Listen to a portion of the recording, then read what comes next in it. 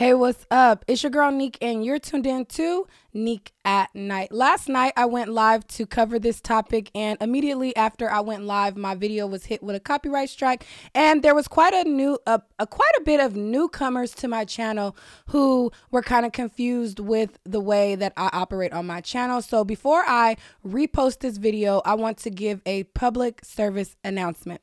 Listen, I understand that a lot of people have come on my channel and a lot of people are new here, and you feel like, you know, the last situation that happened and went down, that, you know, this is like a woman's empowerment channel. This is a channel where I talk about social issues. I talk about issues overall. I speak up for women. I speak up for men, and I also hold women accountable. Every single situation is not going to be the same.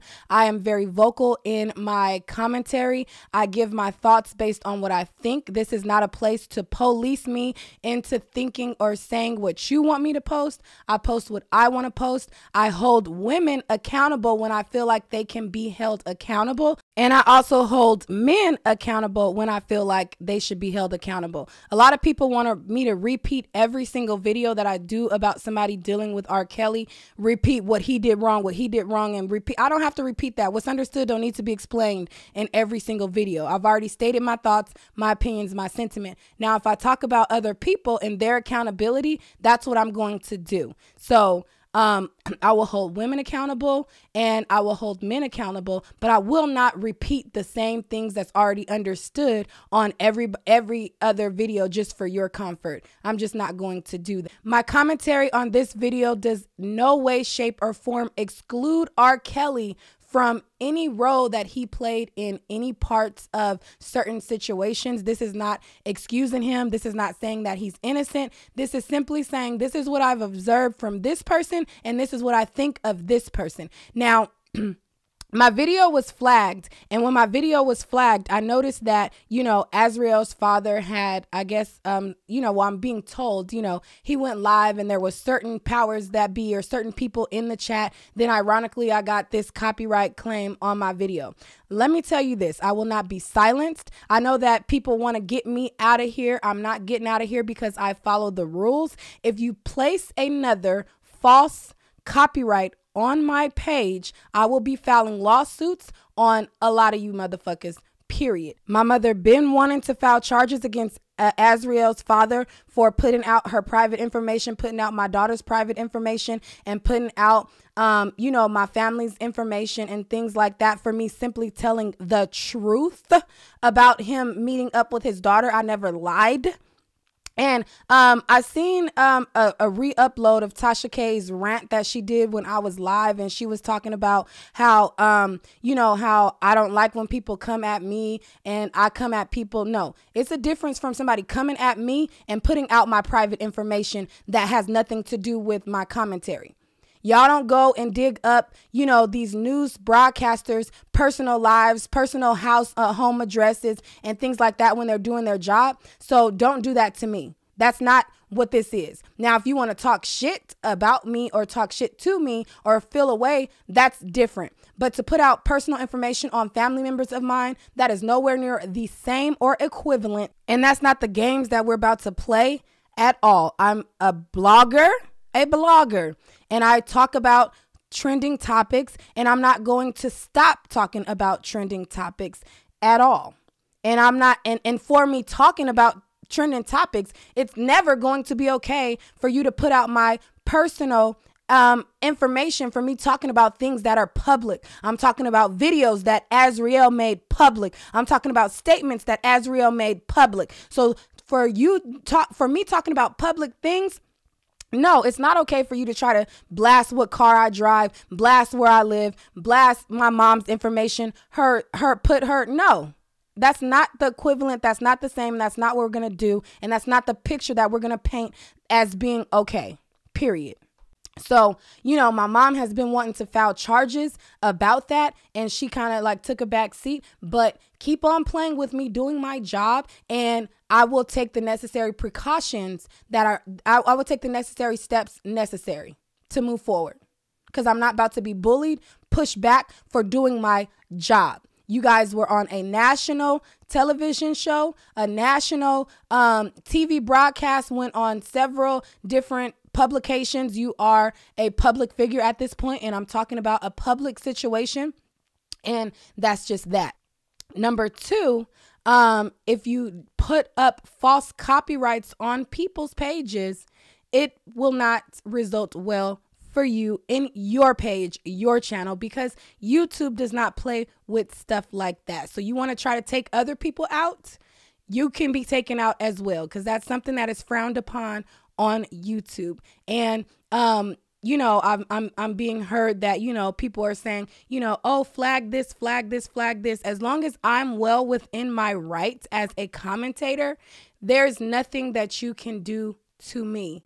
Because once YouTube reviews it, sees that it's within the guidelines, all of that bullshit that you thought you did would be undone. So it's just really a waste of time, because I'm not going anywhere. I'm not going to be backed into a corner, and that's just that. And to the people who, you know, had, like I said, who have felt a type of way about the whole, you know, fish topic, thank you for the support on that video. However, I just want to be clear. This is not a women's empowerment channel. I speak up for us women, but I also hold us women accountable. And in this situation, in this R. Kelly situation, a lot of you probably are new and haven't seen my commentary.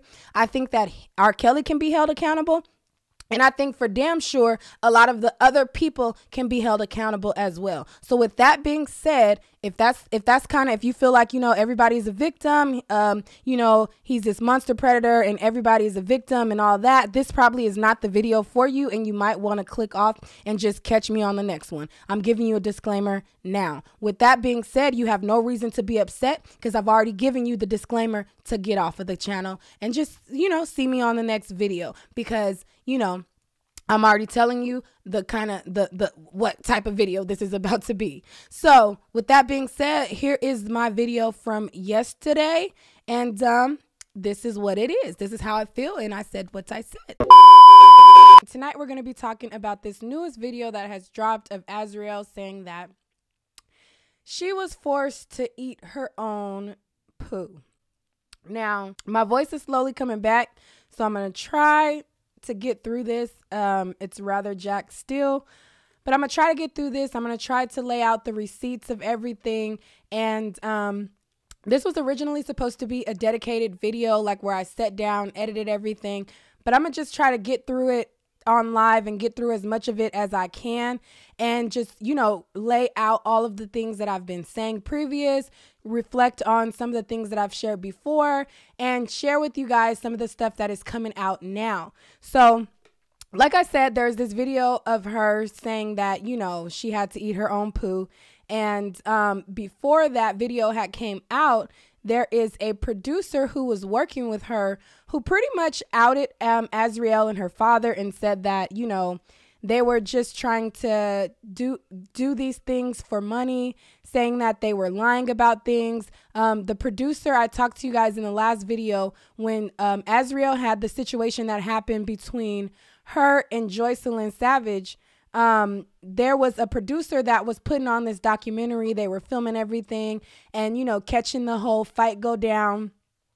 They also, the same producer was also at the court hearing of Joycelyn Savage, where the mom was kind of like acting a fool for the cameras and everything like that. And this same producer said that, you know, they had footage of Azriel before she flipped on R. Kelly and after she flipped on R. Kelly, and said that R. Kelly was, said that Azriel was pretty much just flipping and lying for a check.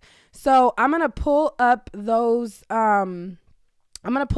receipts for you guys, and then I'm going to show you this new video that has now come out.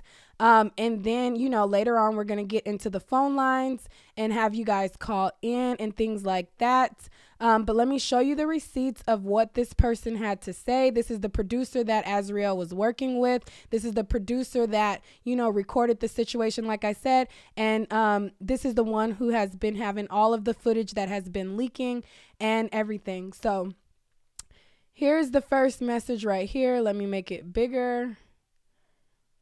So it says, and this is Aces Entertainment, and this is who her documentary is being done through. And this guy says, damn, I'm going to let it out. Az is lying. This story is for a check. Proof is coming. Televised soon. This whole shit is a damn shame. Y'all just don't know. So then that was that. So then a person replied and said, she acted in concert. She needs to be brought up on charges. Y'all fall for that if you want to. And then somebody says, oh no, not for 1 second do I believe her. I feel that she's trying to jump ship now because she knows the feds have some incriminating evidence against her. She's looking for that check and know that she needed the public support. So the producer of this documentary says, the feds came and snatched her little lying ass from my hotel room, the DoubleTree in Chicago. I can't believe how gullible people are going to be. Until I come out, then game over for everybody. Okay, so this is the producer. And then this person right here. Thank you for sharing this. She confirmed everything others have said. He's had them incriminate themselves. So many other girls are out there afraid to speak their truth because of the lies he has had them tell. And then the producer of their documentary said, the story is a lie. Y'all better be careful spreading this crap. So I had got this stuff months ago. I want to say like in the beginning of January or around December. All of these receipts were sent to me and I was supposed to do a full video, but I was waiting for the clips that this producer was going to drop. Because I'm like, okay, so if we're going to go forward and you're saying these accusations and you're saying these things, you know, I was waiting for the clip that the producer was talking about. And, you know, that's when I wanted to finally make my video. And it took kind of a while for this guy Shabazz to drop the clips or whatever. So it put a delay in me putting out my video because I'm like, well, I want to at least see what is going on, what is being said, what is on the video. So let me share you guys the video right now of her saying that, you know, she was forced to eat poo, and then we'll go from there. So this is the video right here.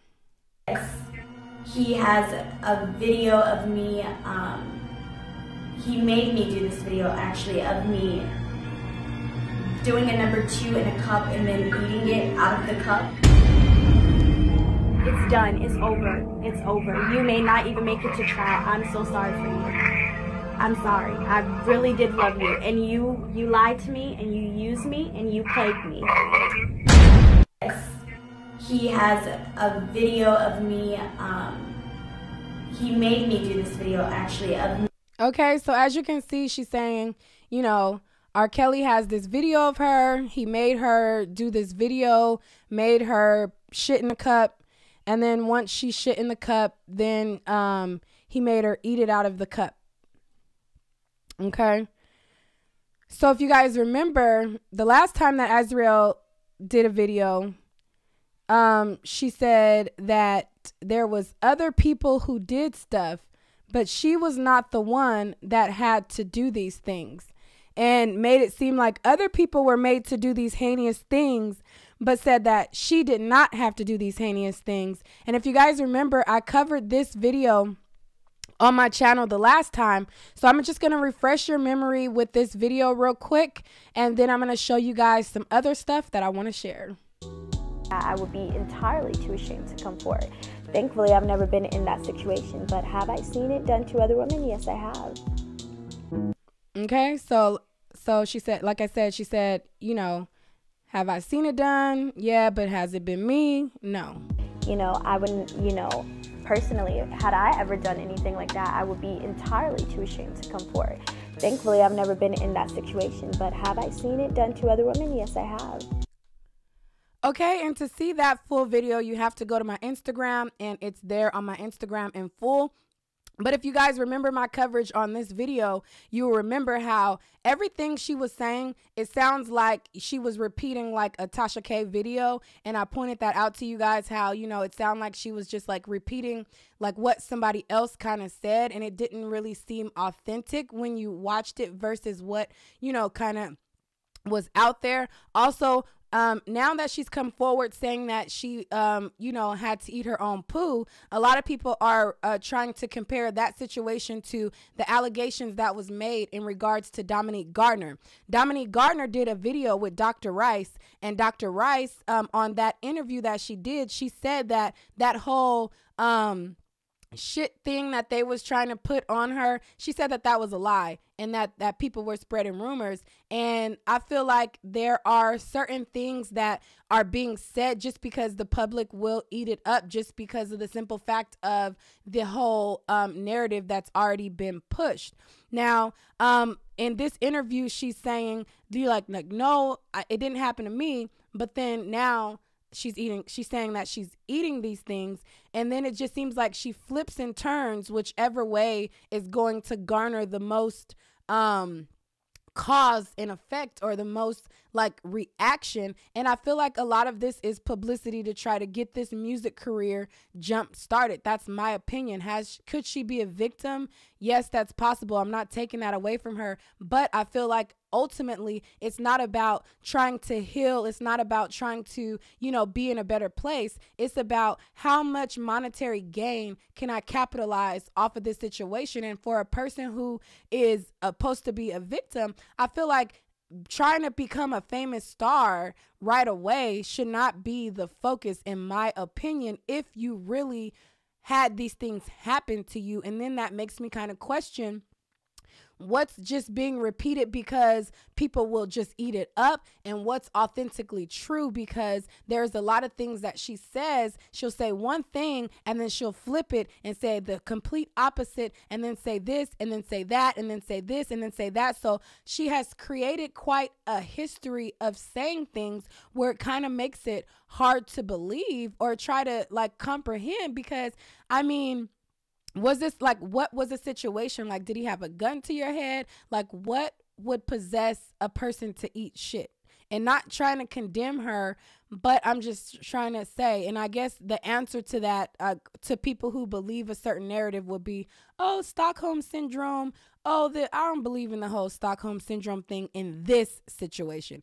When those women, and I don't know if it was, I don't know what city it was, but it was like the 5 white women, they were like held in a basement, and then the black man had seen the girl and like they escaped or whatever. Those women suffered from Stockholm Syndrome. Those women needed extensive therapy. They weren't like, you know, they were like kind of like, you know, like the way that they talked about their trauma, the way that they, you know, moved about. It was just, you know, just totally different. And obviously every woman is not going to be the same, but if you have Stockholm Syndrome and you're that rattled up or whatever, I just can't see you flexing on the ground half naked with your titties out, doing bubble baths, you know what I'm saying, and having provocative clothes, wearing no bras, and trying to entice men if you just was this big victim. I just don't see it that way. But anyways, let me get back to the video and let me show this one more time. He has a video of me, he made me do this video actually of me doing a number 2 in a cup and then eating it out of the cup. It's done, it's over, it's over. You may not even make it to trial. I'm so sorry for you. I'm sorry, I really did love you, and you lied to me, and you used me, and you plagued me. He has a video of me. Okay, so that's that video right there. And then we have the many different contradictions as far as the storyline goes, where, you know, there was the story of her not being able to see her family, not being in communication with them. And then in this same documentary was also, and this is a documentary that Shabazz, the guy who said that, you know, I seen her and she's lying, she's making this up, you know, when she had confronted her parents, saying that she had been in contact with them all along, and that, you know, what they were saying wasn't true.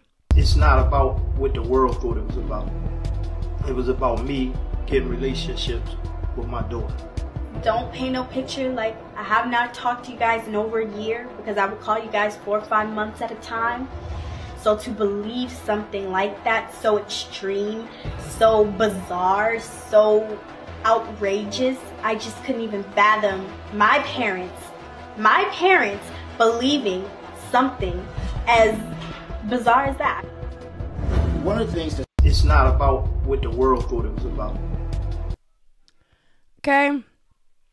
And then we get into the part where it seemed as though it might have been a situation. And I mean, I'm just looking at this overall and I'm just seeing all of the pieces. I've been reporting this for a very long time. Last year in March, this is a video that I covered on the situation. And in this video, I was talking about it and I said, you know, as at that time back in March of last year, Azriel wasn't one of the ones that was part of the indictment. And in this video, I talked about and I said how much it was heavily stressed and heavily what's the word I'm looking for? Heavily stressed the fact that Azriel was not a part of the indictment. And in this video, I said, it seems like they're going to do anything that they can to try to make Azriel be a part of the indictment. As you can see, the timestamp of this video is on there. This video is on my screen. I'm going to play a little bit of it for you. And then I'm going to show you guys some more things, and then I'll go to the phone lines after that. So it's about the 13-minute mark, I think, is when I say it. They signed over guardianship of her for her to work with R. Kelly. Herself and unaccompanied feet. She right. I mean, she didn't say anything wrong. What did she say? Like, she basically was saying that he is complicit because your daughter was supposed to travel at the age of 17 without parental consent. Exactly. So she was with somebody, a handler. Right, a handler. Yeah. They going to fucking jail. Yeah, but they also signed over guardianship though of her. So this is the part where it kind of gets a little confusing to me, because they talk about how they signed over guardianship of her for her to work with R. Kelly. So if she was traveling within whatever agreement they had, I feel like that would kind of be along the lines of the agreement. Also, if something transpired, and I know that the purpose was music purposes, and I'm not saying that it's right for him to, you know, mess with her at that time if he did, but this happened when she was 17 years old, and the reason why I feel like she wasn't a part and she isn't a part of the indictment or any of the charges is because, number one, they signed over guardianship to the label. They said that they signed over guardianship to the label. Apparently, it turned out that it was somebody that was associated in R. Kelly's camp. Whether or not it was a label or not, they signed over guardianship for her to be traveling and working with R. Kelly. So to me, that would explain why she's not part of the indictment and she's not part of the charges in that regard. 3 months before Azriel turned 18, the Clarys signed a letter giving their consent for her to go on Kelly's tour and stay with a woman named Valerie Janice Payton. Who is Valerie Payton? It ain't R. Kelly.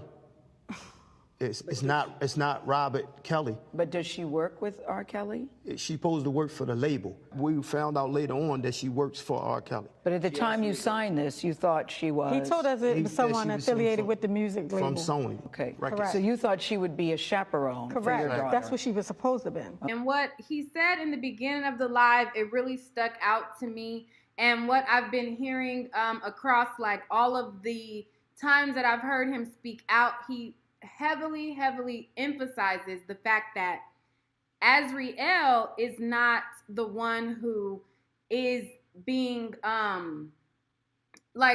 he emphasizes the fact that Azriel is not the charges that R. Kelly is facing. I say that to say y'all already look at me as the bad guy when I call out certain things, but then you later find out, Shanique was already onto that X, Y, and Z from the beginning. So I'm going to stick to my guns. I am not in support of R. Kelly, but I am going to call out the things that I see. So when I seen this page, to me, and from when I listened to what Angelo says and when I listened to different things that he said around the internet, and he can correct me if I'm wrong, and he has my phone number, and, you know, he told me that, you know, maybe we can do an interview. Maybe he won't want to do an interview. I don't know. But I'm going to open up my platform to allow him to clarify. But I'm just going to tell you guys what I feel. And then I'm going to show you guys some of the things on this page. I feel like they genuinely love their daughter and they genuinely want a relationship with their daughter. However, and this is where the part where I feel like things are getting a little bit muddied. When it comes to the Savages, I've already addressed how I felt like their approach was wrong. I feel like where it gets muddied is, I feel like at this point, because there is not, and this is just my thoughts, I think that he is at a point, and again, like I said, I could be wrong, but let me just get to it. I think that they're at a point where they're frustrated with the fact that, you know, they feel like their daughter has been wronged in a way. And of course, you have a daughter, she's 17, she's with this grown man, you know, they're entitled to feel how they feel. It is a violation morally to a lot of us that, you know, that is happening.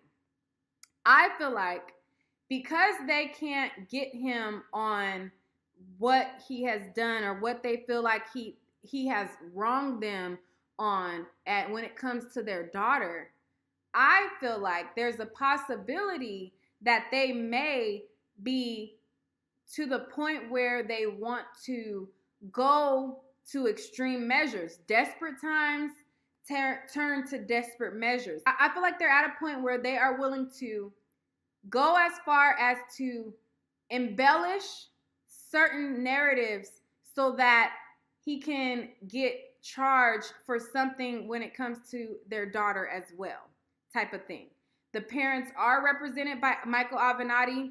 He is representing them. I'm not sure why the parents, if she, you know, I don't know I don't know how that works, like the parents being represented by, I don't know. So that's another question that I would have to ask him as far as why they need an attorney. But whatever reason for them needing an attorney, I think that it would strengthen their case if they had a tie-in from their daughter and R. Kelly. So like if they were able to get a charge associated with their daughter and R. Kelly, then that would strengthen their case in the long run if the goal is to later try to sue him in a suit. Because that's the only reason why I would see the parents needing an attorney versus the victims. Like I can see why the victims need attorneys to, like, you know, get justice for them being victims. But if the daughter says she's not a victim and then the parents gave consent, I wouldn't understand why they would need an attorney. But other than a money ploy, and again, Angelo, you can correct me if I'm wrong,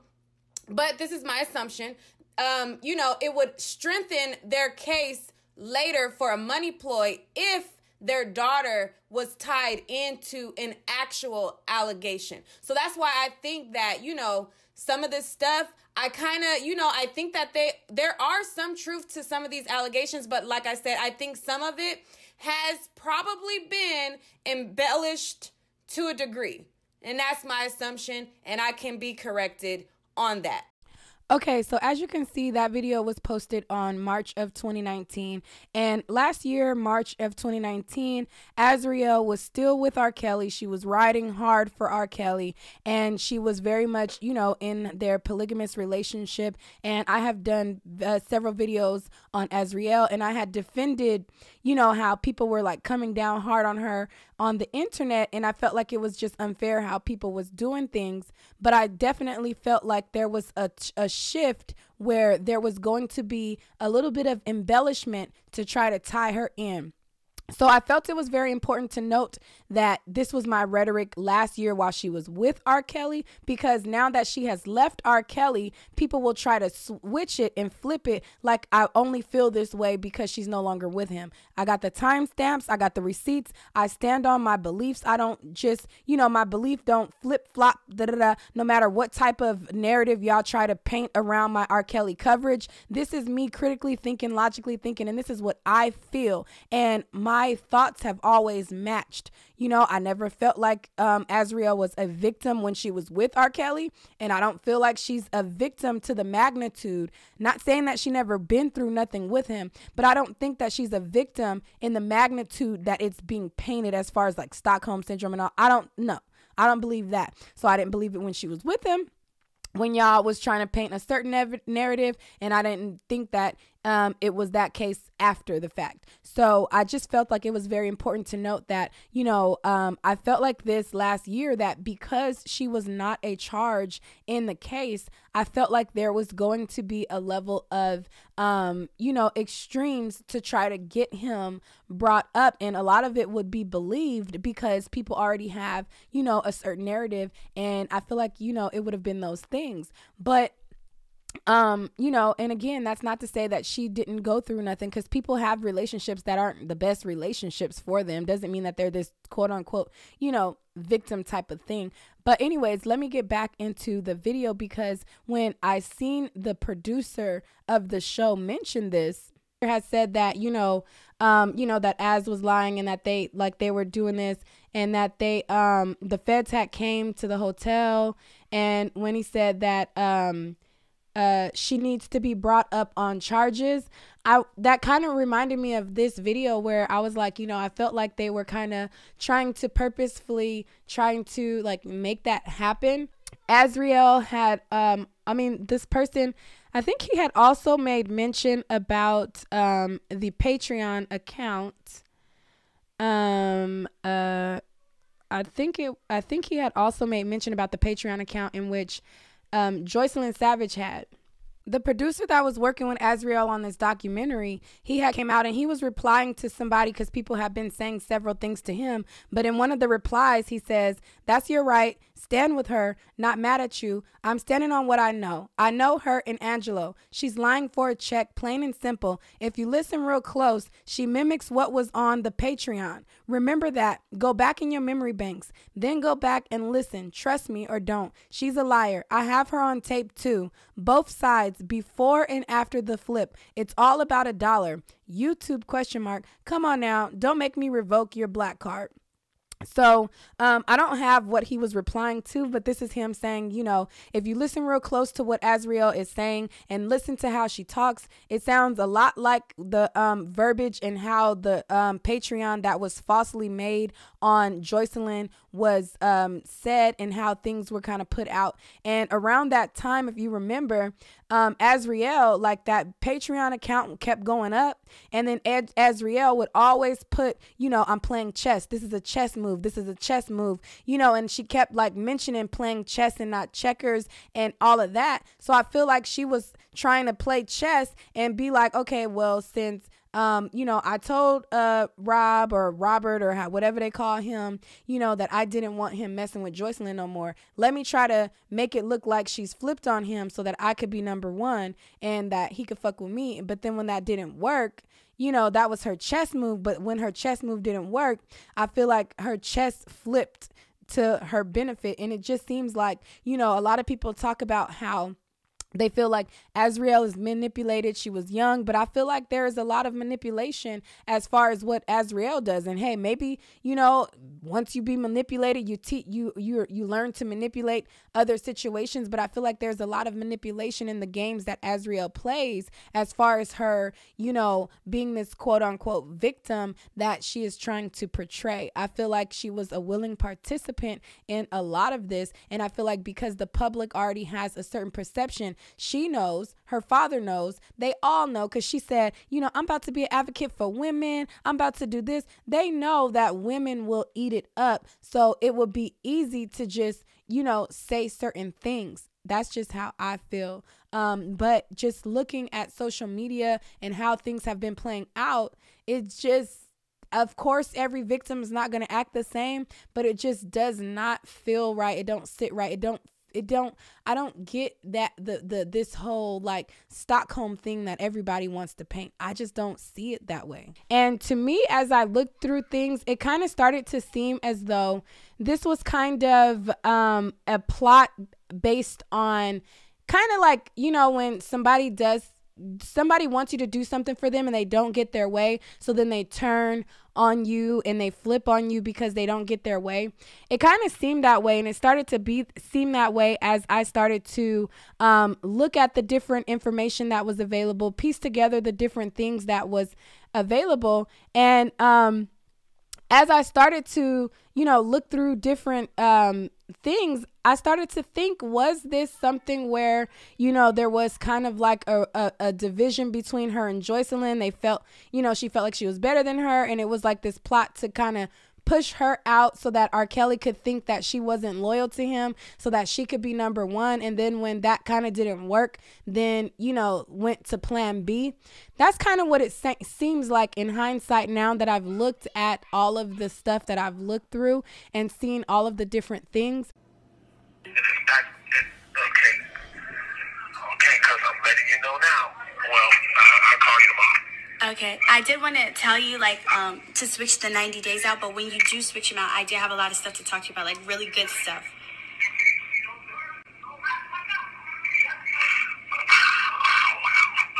What do you mean? We already talked about last week switching out the days.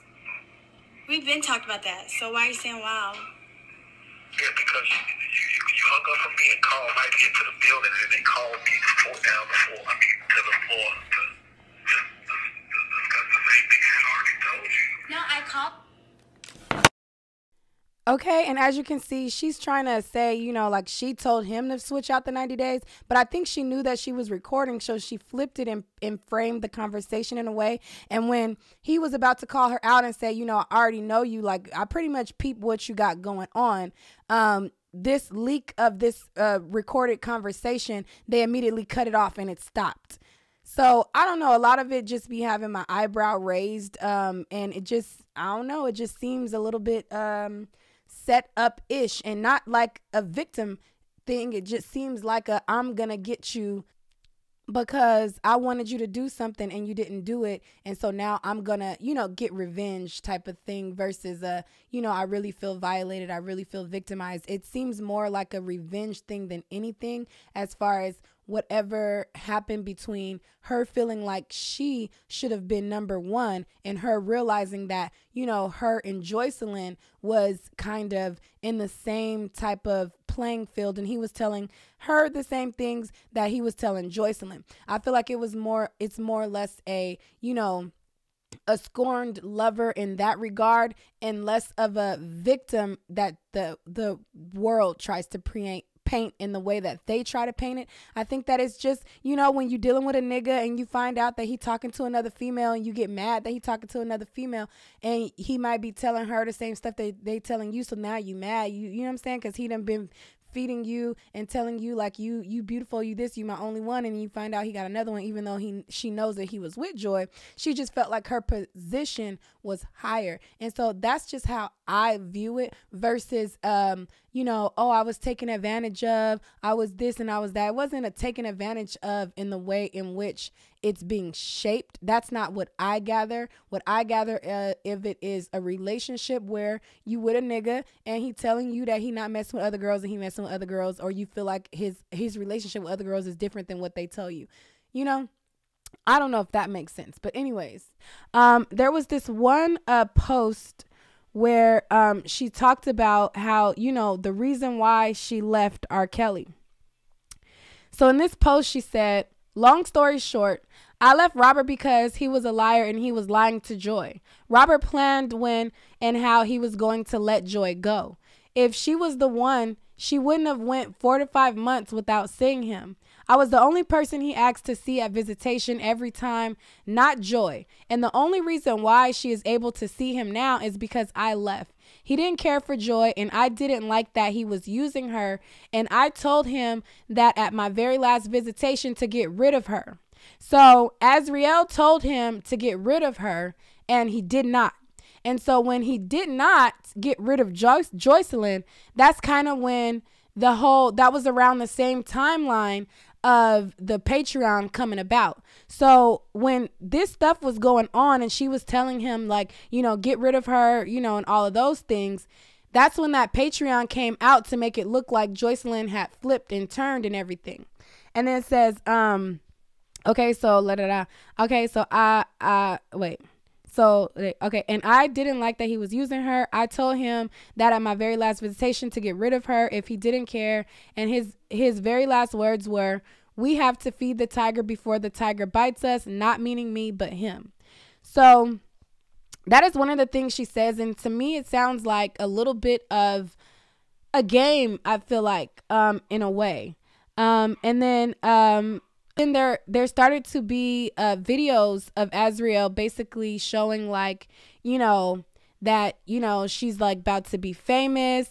If you guys remember the one post that she had posted up where she had clapped back to everybody, and her clap back, it said, you know, "To everyone saying I'm a clout chaser, please know I would have made it with or without Robert. I had drive, ambition, and goals before Robert, and I have them after. He was not my first celebrity I had met. He was just the first to take advantage of me. I'm smarter now." And so that was like after all of the stuff had broke out. And then somebody had pulled up Azriel's old tweets. So on her tweets, it showed that she was tweeting about, like, you know, getting rich, wanting money. And it says, this is one of her tweets from June of 2014. And it says, "Let's just get rich." And then another tweet, it says, "I need someone who has potential and wants to get rich like me so we can blow money together." And then Azriel also had posted, "Money is money regardless how you make it." And then another one says, "I just want money, more true and more money." So this was right before, I think this was right before her situation with R. Kelly. And so a lot of people felt like it was like a mission motivated by money based on how the things were kind of unraveling. Her parents had did an interview talking about this situation, and they talked about how when she was 18 years old and with R. Kelly, that she said that, you know, "If you guys try to come get me, I'm going to kill myself." And they just kind of like took a back seat. And I feel like she uses these tactics, these manipulation tactics, to get what she wants. And I don't think that she really means that, yeah, I'm really going to kill myself. It's just that, you know, I'm going to say whatever I have to say so that I can get the result that I want to get. I'm going to play for you guys this interview, or this piece of this interview, real quick, and then I'll be back. When she sent my wife a message, as I'm gonna tell you, we was pressing, and I was like, "I'm coming up to Chicago, I'm snatching you out." I said, "I guarantee you this, when I snatch you, you can holler, you 18, all the way back home." That night, my wife woke me up, said, "Hey," she texted me. She said, "Long text message, all this, if you try to come get me, this and that, I'm gonna kill myself." So this when she sent my wife a message, as I'm gonna tell you, we was pressing, and I was like, "I'm coming up to Chicago, I'm snatching you out." I said, "I guarantee you this, when I snatch you, you can holler, you 18, all the way back home." That night, my wife woke me up, said, "Hey," she texted me. She said, "Long text message, all this, if you try to come get me, this and that, I'm gonna kill myself." So this. Okay, so as you can see, her parents said, you know, "Hey, we don't care that you're 18. We're gonna get you. We're gonna bring you home." And Azriel said, you know, "If you try to come get me, I'm gonna kill myself." And I feel like she says whatever to try to get the result that she wants at the time.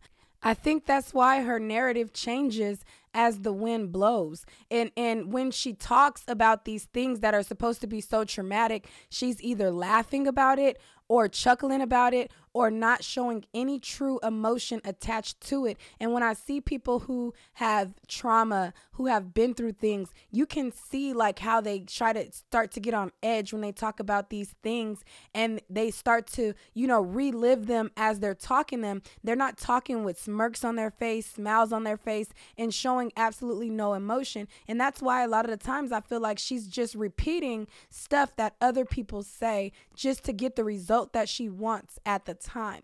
And, you know, a lot of people will try to say victim blame, victim shame. No, I'm critically looking at this situation. I'm looking at a girl and how she moves, and how she moves is not adding up to what is supposed to have been happened to her and the actions of which she's displaying. It's just not.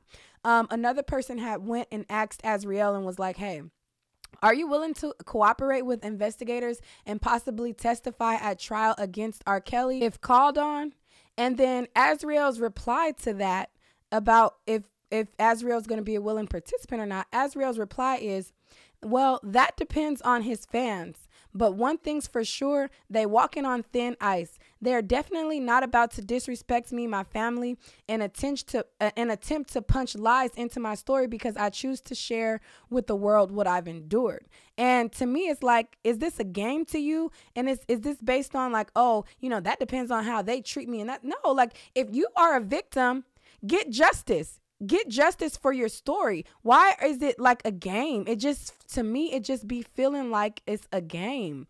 I don't know. That's just kind of how it just rubs off to me. Like, this isn't really about, you know, I really feel like I'm a victim. This is about, you know, if somebody makes me mad, then I'm just going to go full throttle or I'm going to just go this way or that way. Just, you know, I don't know. I don't know. You know, it seemed like that. And so, and it was kind of weird because, you know, you have this girl who the family is saying, you know, she's battered. She's saying that she was hit with a shoe. She's saying that now this video comes out of her saying she's eating shit. And this was a result of her being, you know, put in with this man. Hold on, let me drink some water. So this was all a result of her being pushed on a man to kind of, you know, work with her for a record deal.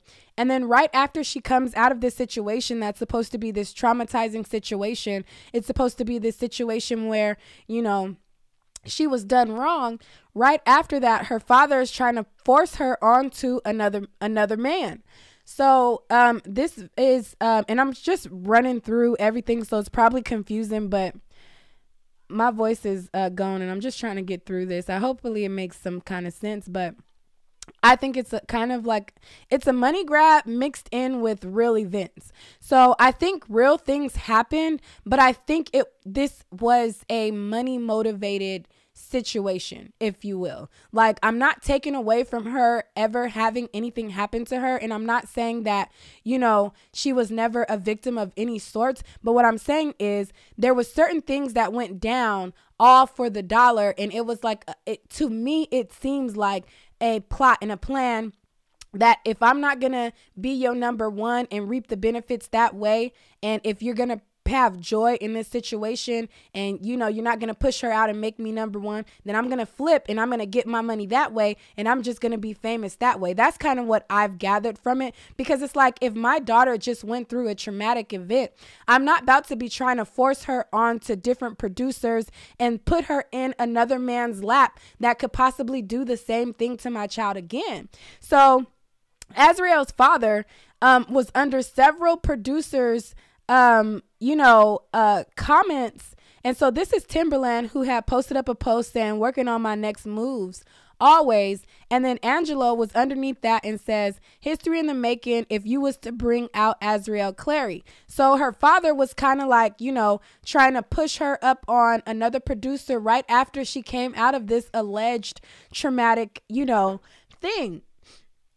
And to me, that was kind of strange. And then Azriel, her clapbacks to one of the receipts that I had, it was her talking about how, you know, she's getting all these meetings. She's meeting with all these producers and all of this stuff. And then she had also done a video where she said that, you know, she even got like her walk picked out for when she goes on stage and when she starts to you know, kind of like, you know, be famous or whatever.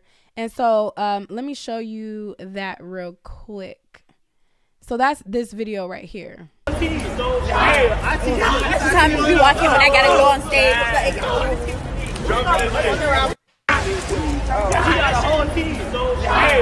Yeah, he was old. He got a whole team, so time be watching when I gotta go on stage. Okay, so that's her like practicing her walk for when she goes on stage. Like she's already got it in her mind that, you know, this is going to make her famous. Like she's going to be famous, and she already has it picked out. When she was having a conversation with her father, she was talking about how she has more opportunities than Joycelyn Savage. It was almost like, you know, well, I know that, you know, I'm going to propel my career and I have all of these things going on and I'm going to be, you know, famous. As far as her, she's probably not going to. She's not going to have that many opportunities as me. And to me, it just kind of, I don't know, it just seems a little weird. I had a dream when we was leaving. That's why I stayed with Ellen in Vegas. And in my dream, it was me when I first met Rob. And it was me telling him, you're not great until you make someone else great. Yeah. And so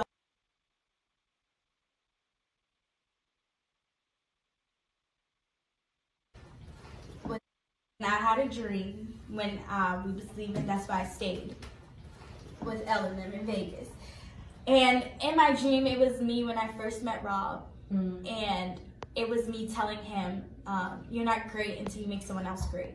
Yeah. And so for whatever it meant, I guess it didn't mean anything to him because here I am with no career, no nothing, whatever. And so it just made me think of Joy. And I said, what's the purpose of me getting, you know, all these beautiful blessings that I have on the table and knowing that she's still in that situation? You are not great until you make someone else great. And she made.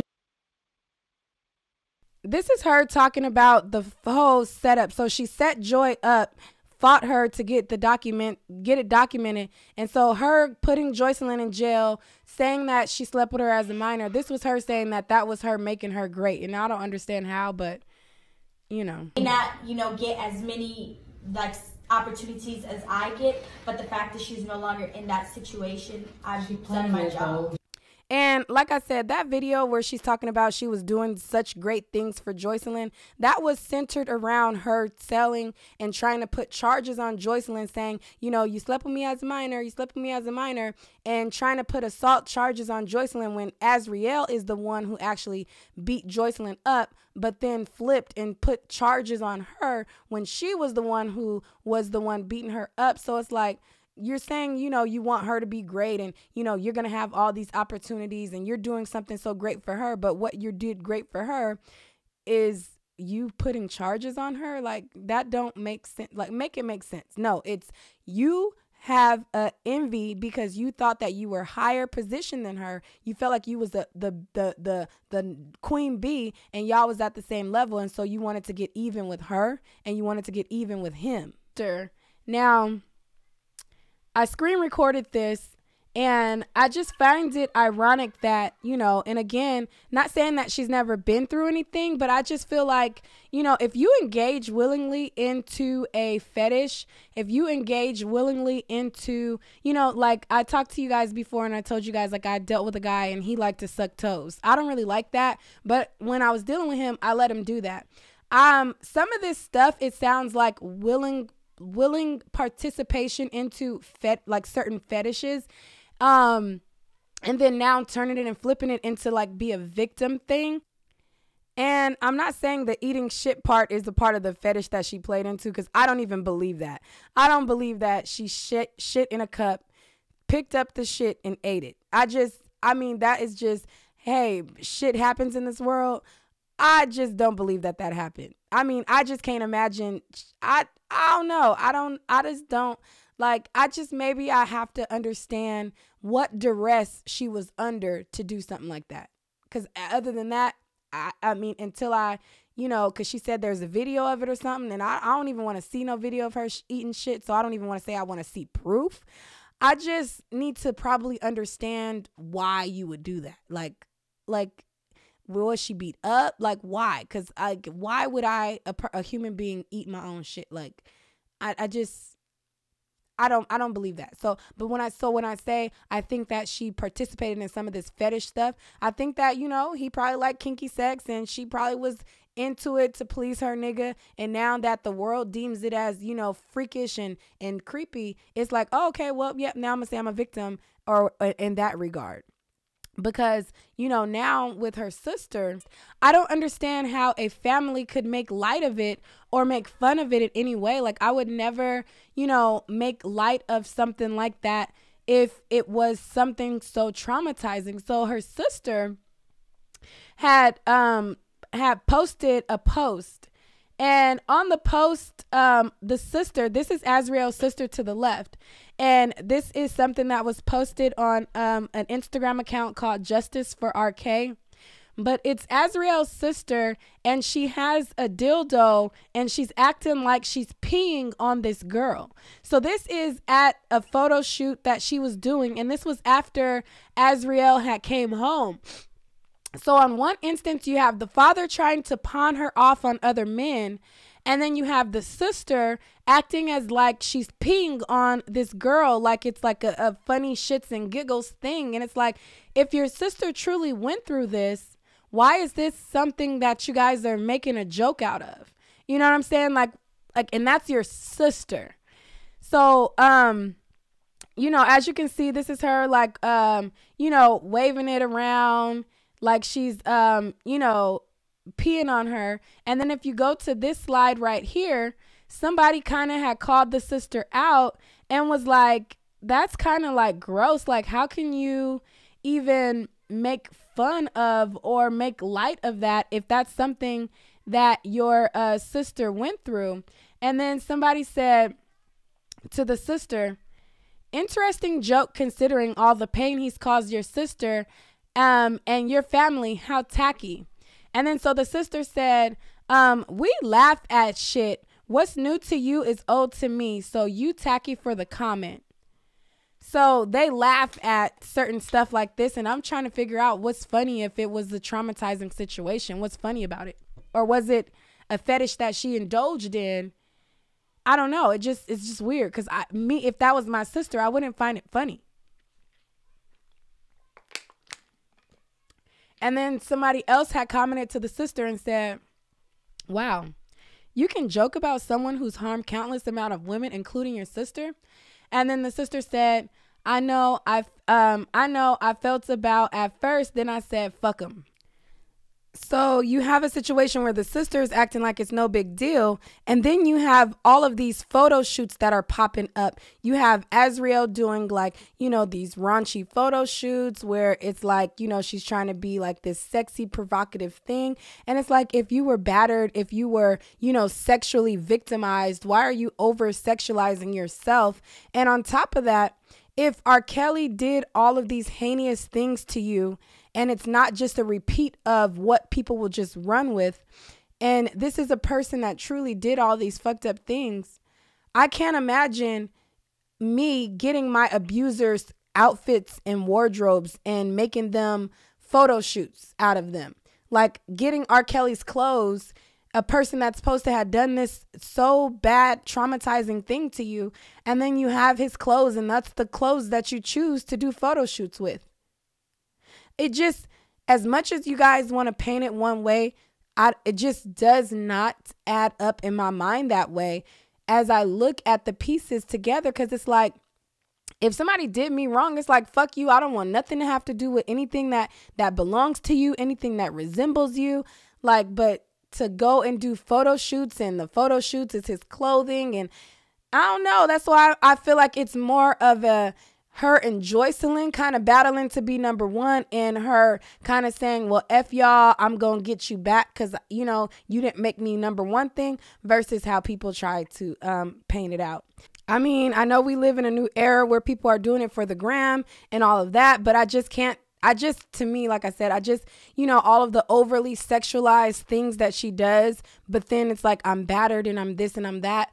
I don't know. It just don't add up. And I think what a lot of people do is when they were victimized as a child or when they were done wrong as a child, they project what happened to them onto this situation, and they don't use their critical thinking skills because they're thinking in the lens of, oh, well, when I got battered, this is what happened. And they project that, and they kind of put blinders onto like some of the red flags in this situation, that it's like, listen, this is not your situation. This is a different situation. Think about how you acted in your situation, and then look at this, and because you're trying to project what happened to you onto this, and it's like, what did you do versus as you looking at this? And come on, it just does not correlate.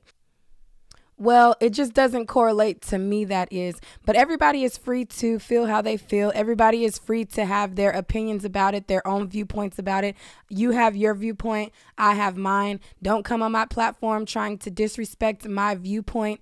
Like I said in the beginning, this is not a channel where women will not be held accountable for their actions. In no way, shape, or form is me talking about these things about Azriel, saying that R. Kelly is not wrong in any of the things, and it's not me saying that he's innocent, and it's not me saying that he doesn't deserve to be in jail. But I feel like there's other players involved. I feel like there are accountability on the parents' behalf.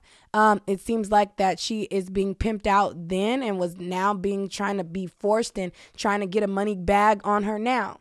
I feel like she can be held accountable in part of this as well. And I feel like if you have intentions to try to get the bag by any means, and you are willing to deal with certain stuff because you want to get money, I feel like you have to be accountable in some of this as well. And so, you know, like I said, you can feel how you feel about it, but on this page, this will not be a page where people won't be held accountable. This is not a woman kumbaya page just because you guys, or some of you guys who are new here, seen the whole fish topic or whatever. So I just want to set that record straight. I think all in all, I think that this girl needs help. I think that it's far beyond this whole R. Kelly situation. I think before she ever dealt with R. Kelly, I think that there was mental things there. And I'm not a psychologist and I'm not a therapist. I'm just saying my assumption of what I think was there, not saying it as a fact. I think that there was something mentally already happening there, and I think that it's being mentally displayed now, and people are overlooking this because they want, you know, a certain narrative to ring true for R. Kelly, and what he's done, he will serve his time for. But don't dismiss certain things just because you want certain things to ring true. Use critical thinking across the board on all of this stuff. And with Azriel in particular, I think that there is a bigger picture here. And I think that instead of trying to be pushed to the forefront to be this sexy icon, I think that there needs to be a level of healing first that happens behind the scenes and a backseat from social media. Because if this really went down the way it went down, I just can't see how it's good to objectify yourself and be pushed onto other grown men right away if you're not even mentally ready for that. Like, it's too soon to be mentally ready for that if all of that had happened. That's just me. With that being said, that's all for this video. I know that this video will ruffle feathers, but like I always tell y'all, come with respect in the comment section. Disrespect will not be tolerated. Your disagreement is a disagreement. Your disagreement does not have to be riddled in disrespect. And a lot of people do not understand that there is a difference from being disrespectful and disagreeing. You can be disagreeing and be respectful, but taking jabs at my child or trying to bring up the fact of, oh, well, you have a daughter and you have this. My daughter has nothing to do with this. So note that when you make your comments. My daughter and I would never sign my daughter over to any man to push a music career, and especially a man who already has a reputation for liking younger women. I would not do that with my daughter. So don't come in my comment section with well, you have a daughter. Yes, I have a daughter. And that's why I speak this way, because I do have a daughter. And I know me as a parent, what I would do and what I would not do. And I can't predict everything. I can't predict every reaction that I would have. But I know I can stand tall in knowing that one thing I know what I wouldn't do is sign my child over to a man that already has a reputation of liking young women. And I'm not going to force feed and try to put her in the spotlight if she's already been traumatized and battered, if that's the story that's happening. So remember, be respectful in the comment section. You can have a disagreement. My child has nothing to do with it, because how I operate with my child is different than this situation. Now, if a child runs away, I can't predict what my child would do when she gets older. Now, if she runs away and gets with a man and does some things that I don't agree with, that's different. But I would not put my child in certain situations. So don't come with that mess, So, that's all for this video. See you guys on the next one.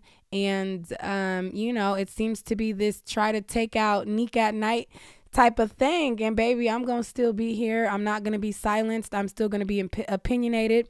I'm still going to hold healthy discussions.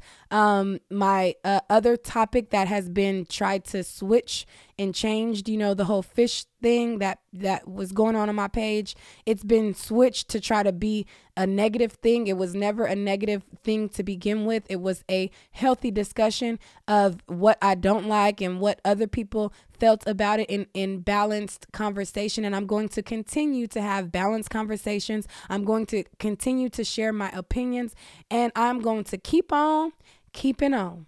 With that being said, I'm out. Peace.